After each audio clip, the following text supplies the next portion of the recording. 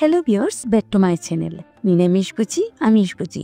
সবার জন্যে আজ আমি নিয়ে এসেছি এমন একটি রেসিপি যেটি থাকলে যারা নিরামিষ খেতে একদমই ভালোবাসেন না তারাও খাবেন আঙ্গুল চেটে, আর যারা নিরামিষ খেতে ভালোবাসেন তাদের এই একটি রেসিপি থাকলে আর কিছুই লাগবে না। রেসিপিটি হলো কাঁচা কলার ফুলুরি। নামটি যেমন সুন্দর তেমনি রেসিপিটি খেতেও ভীষণ সুস্বাদু হয়। চলুন তাহলে দেখা যাক রেসিপিটি কীভাবে তৈরি করব। প্রথমে আমি দুটো কাঁচা কলা সিদ্ধ করে নিয়েছি। সিদ্ধ দেওয়ার আগে কলাগুলোকে ভালো করে ধুয়ে নিয়েছি। এখন আমি খোসাটা ছাড়িয়ে নিচ্ছি। আমি এখানে বেশ বড় দেখে এবং পুক্ত দেখে কলাগুলো নিয়েছি। আপনারা আপনাদের ফ্যামিলি মেম্বার বুঝে কলার পরিমাণ বাড়িয়ে কমিয়ে নেবেন। পুক্ত কলাতে ভেজা ভাবটা কম থাকে, এতে করে একটু সুবিধা আছে এই রেসিপিটাতে। আমি সেটা পরে বলে দেব আপনাদেরকে। তবে কলাগুলোকে ভালো করে সিদ্ধ দিতে হবে। আমি দুটো কলার সাথে নিয়েছি একটা মাঝারি সাইজের আলু সিদ্ধ। আলুটাকে 4 টুকরো করে সিদ্ধ করে খোসা ছাড়িয়ে নিয়েছি। এখন কলা আর আলুটাকে একটা কাঁটা চামচ দিয়ে ভালো করে স্ম্যাশ করে নেব। আপনারা চাইলে হাত দিয়েও মেখে নিতে পারেন।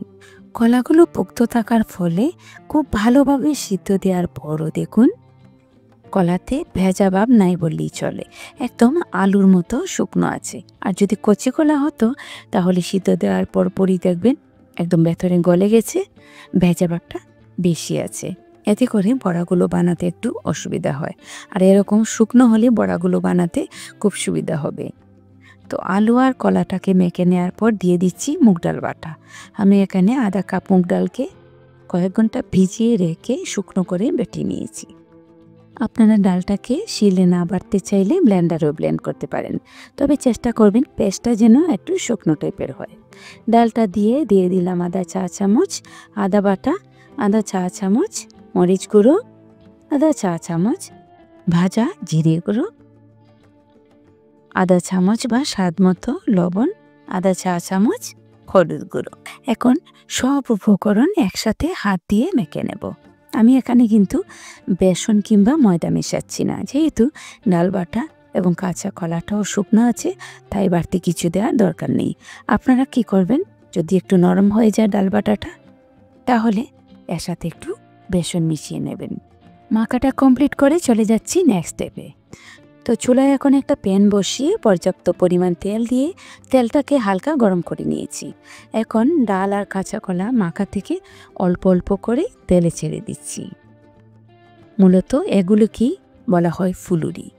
তবে এগুলোকে কিন্তু এভাবেই একটু এবড়ো তেবড়োভাবে ডালের বড়ার মতো করে ভাজতে হবে। একদম মিল করে সুন্দর করে দেওয়া যাবে না, এরকমই থাকতে হবে, তাহলে কিন্তু রেসিপিটা দেখতে সুন্দর লাগবে। একসাথে বেশ কয়েকটা দিয়ে নিচের দিকটা একটু শক্ত হয়ে যাওয়ার পর উল্টে পাল্টে লাল করে ভেজে নিলাম। এখন আমি তেল থেকে তুলে নিচ্ছি। এভাবে একটু লাল করে কড়া করে ভেজে তরকারিতে দিলে দেখবেন দেখতে যেমন সুন্দর লাগবে, তেমনি এগুলোর ভেতর তেল মশলাটা ঢোকার ফলে খেতেও ভীষণ সুস্বাদু হবে। এভাবে করে আমি সবগুলোকে ভেজে নেব। সবগুলোকে ভেজে নিয়েছি, দেখুন কতটা সুন্দর হয়েছে। উপরে কড়া ভাজা হলেও একদম ভেতরটা ফ্লাফি হয়েছে। যখন তরকারির মশলাটা তেলটা ঝোলটা ডুববে তখন খেতে খিচে মজার হবে। তো ভাজার তেল থেকে অনেকটা তেল সরিয়ে নিয়ে এখানে আমি 2-3 টেবিল চামচ পরিমাণ মতো রেখে দিয়েছিলাম। এর মাঝে এখন দিয়ে দিলাম একটা শুকনো মরিচ।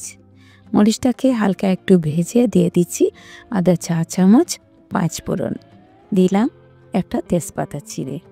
সব কিছুকে এখন একটু ভেজে নিচ্ছি।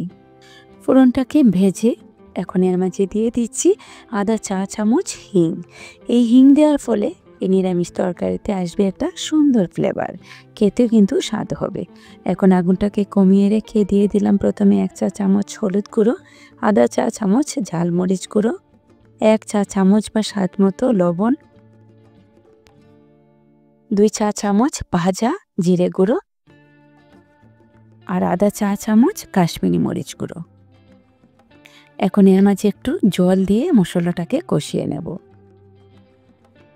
মশলাটাকে একটু কষিয়ে নেওয়ার পর দিয়ে দিচ্ছি 1 চা চামচ আদা বাটা। আদা বাটাটাকে মিশিয়ে মশলাটাকে আরেকটু সময় কষিয়ে নিচ্ছি। এই পর্যায়ে দিয়ে দিচ্ছি একটা টমেটো কুচি।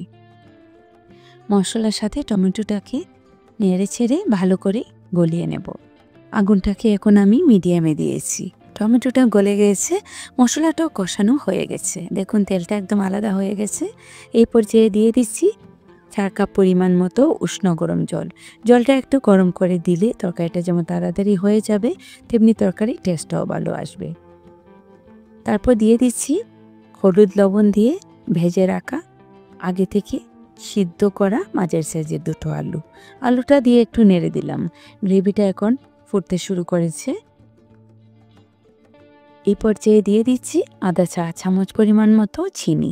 যে কোনো নিরামিষ রেসিপিতে একটু চিনি দিলে রেসিপির টেস্টটা অনেক ভালো হয়। চিনিটা দিয়ে ভালো করে একটু নেড়ে দিলাম। গ্রেভিটা যখন টকবক করে ফুটতে শুরু করেছে তখন আমি দিয়ে দিচ্ছি ভেজে রাখা কাঁচা কলার ফুলুরি বা বড়াগুলো। এখন একটু ভালো করে নেড়ে দিচ্ছি।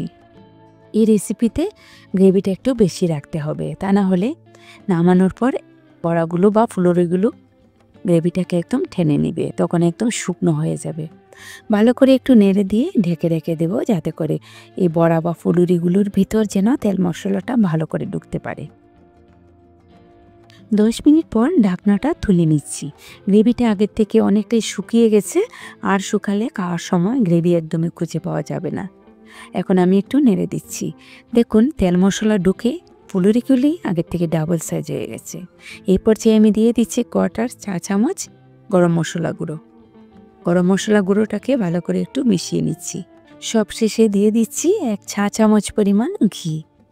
যে কোনো নিরামিষ রেসিপিতে একটু ঘিয়ের ফ্লেভার থাকলে ভালো লাগে, তবে আপনাদের ইচ্ছে হলে দেবেন, না হলে নাও দিতে পারেন। ঘিটাকে মিশিয়ে নিলাম। গ্রেভিটা আর শুকাবো না, আগুনটা এখন আমি নিভিয়ে নেব। ব্যাস তৈরি হয়ে গেল দুর্দান্ত স্বাদের কাঁচা কলার ফুলুরি। ভিউয়ার্স, এই রেসিপিটি যদি আপনাদের ভালো লেগে থাকে তাহলে ফ্রেন্ডদের সাথে শেয়ার করে নেবেন। আর যারা আমার চ্যানেলটিকে এখনও সাবস্ক্রাইব করেননি তারা প্লিজ আমার চ্যানেলটিকে সাবস্ক্রাইব করে নেবেন। আজ তাহলেই বিদায় নিচ্ছি, আবার দেখা হবে অন্য কোনো রেসিপি নিয়ে। সে পর্যন্ত সবাই খুব ভালো থাকবেন।